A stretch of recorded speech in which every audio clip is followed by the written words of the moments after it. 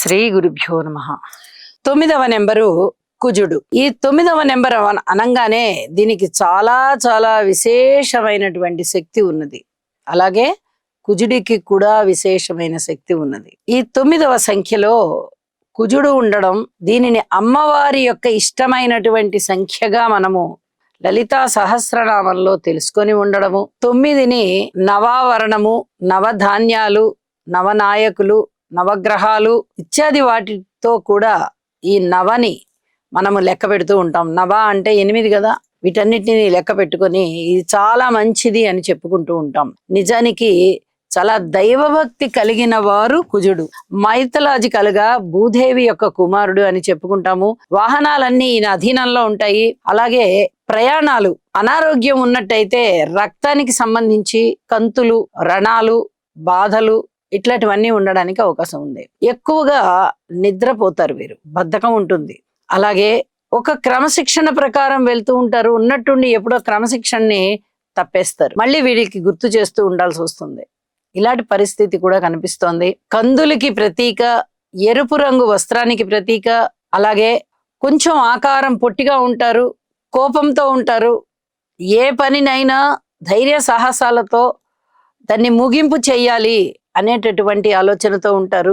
ఏదైనా జాతకంలో దోషాలు ఉన్నట్లయితే కుజుడి వల్ల చాలా చాలా అప్ అండ్ డౌన్స్ సూచిస్తూ ఉంటాయి. స్త్రీలకి సంబంధించి కూడా ఎక్కువగా కడుపు నొప్పి రావడము, లేదా ఇంకేదన్నా బాధలు ఉండడము, మోకాళ్ళ నొప్పులు ఉండడము, ఇలాంటివి ఉంచేటట్టుగా చేస్తారు. అయితే అంత ఎక్కువగా బాధించరు, ఉంటాయి బాధలు అంతే అనేటట్టుగా ఉంటుంది.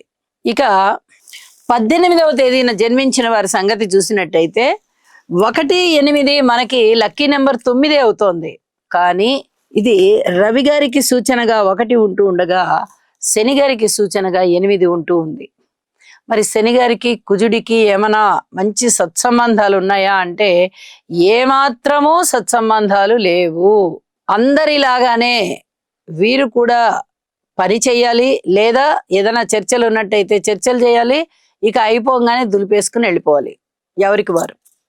అట్లాంటి పరిస్థితి ఉంటూ ఉంటుంది. ఈ కాంబినేషన్ అనేది చాలా మొండి పట్టుదలకి దారి తీస్తోంది. మొండితనంగా నాకు ఎలా అయినా ఈ పని అవ్వాల్సిందే అని పట్టుకొని కూర్చుంటారు వీళ్ళు. అలాంటి పరిస్థితులు కనిపిస్తూ ఉన్నాయి. ఇక 27వ నెంబర్ గురించి చెప్పుకోవాలంటే ఈ 2వ నెంబర్ వచ్చేసి చంద్రుడికి ప్రతీకగా ఉంటే 7వ నెంబర్ వచ్చేసి కేతువుకి ప్రతీకగా ఉంది. చక్కటి ఆధ్యాత్మిక చింతనలో ఉంటారు, అడ్మినిస్ట్రేటివ్ కెపాసిటీలో ఉంటారు. అయితే ఎక్కడ బేలతనంతో ఆత్మహత్యలకి వెళ్లకుండా ఉండాలి, ఇది చెప్పదగినటువంటి సూచనగా తెలియజేస్తూ ఉన్నాను. వీరు ఒక్కసారి పిరికితనం వచ్చేస్తుంది వీరికి, ఇంకా మరణిద్దామా అనేలాంటి ఆలోచనలు వస్తాయి. తాత్కాలికమైనటువంటి ఆలోచనని తీసేసేయాలి, ఇది చెప్పదగినటువంటి ఒక సూచనగా తెలియజేస్తూ ఉన్నాను. అలాగే ఈ 9, 18, 27 తేదీలలో జన్మించిన వారికి ఈ 2026 రవి ఆధిపత్యంగా కలిగినటువంటి సంవత్సరం అంతా ఏ విధంగా ఉండబోతోంది అంటే రవికి కుజునికి గ్రహ యుద్ధంలో ఎవరు ముందరికి వెళ్ళిపోతూ ఉంటారో, డిగ్రీలు ఎవరి ముందరికి ఉంటాయో వారి యొక్క ఆధిపత్యం ఎక్కువగా ఉంటుంది. 2వ గ్రహము పరాజిత గ్రహము అని చెప్తాము. మరి కుజుడు ఉన్నారో రవి ఉన్నారో చెప్పలేం. అయితే వీరి యొక్క కలయిక ఏ విధంగా ఉంటుందంటే చాలా అగ్రెసివ్ గా ఉంటుంది. ఏ పనినైనా ఒక భయపెట్టో లేకపోతే వాళ్ళ యొక్క రూల్ చెప్పో అలాగా వీళ్ళు పనిని కంప్లీట్ చేసుకొని వస్తారు. లేకపోతే పనులు ఎలా అవుతాయండి అంటారు.